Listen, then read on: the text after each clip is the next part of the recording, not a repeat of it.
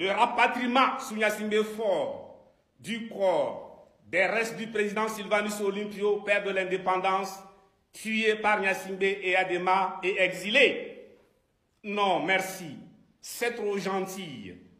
La manœuvre machiavélique, sous couvert de réparation mémorielle, soulève une foule de questions d'ordre rationnel, juridique, politique, éthique, moral, culturel, matériel, spirituel. Sous Gnassingbé Faure, exhumé, rapatrié et inhumé à nouveau le corps exilé du président Sylvanus Olympio tué, revient à le tuer une 4e fois.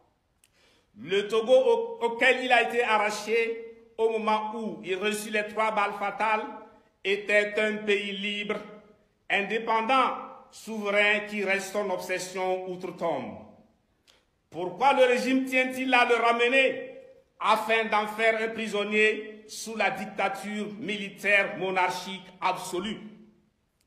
La personne, femme ou homme, légitime, et pour cela qualifié pour ramener la dépouille mortelle du père de l'indépendance, Sylvanus Olympio, est le tout prochain président de la République togolaise, élu démocratiquement par le peuple togolais après la transition sans Gnassingbé Faure.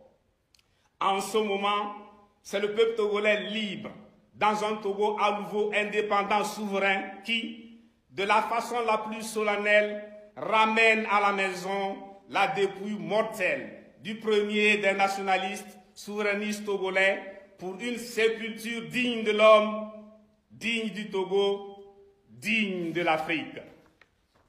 Le plus grand des Togolais mérite, comme Kwame Nkrumah au Ghana, un complexe commémoratif comprenant un mausolée et un parc.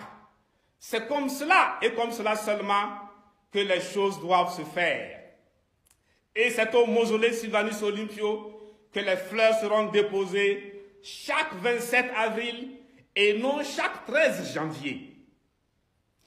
Tel est l'un des points de mon rêve pour Sylvanus Olympio, pour notre cher pays, le Togo. Il n'est pas question de tergiverser jusqu'à ce que les bourreaux de leurs mains de bourreaux touchent à nouveau Sylvanus Olympio. Imaginez le moment où les yeux de Gnassingbé Faure se posent sur le corps, la dépouille mortelle, les restes de Sylvanus Olympio. En ce moment précis, quelle serait la réaction de son âme? Rien qu'à l'idée, je sens mon corps tressaillir.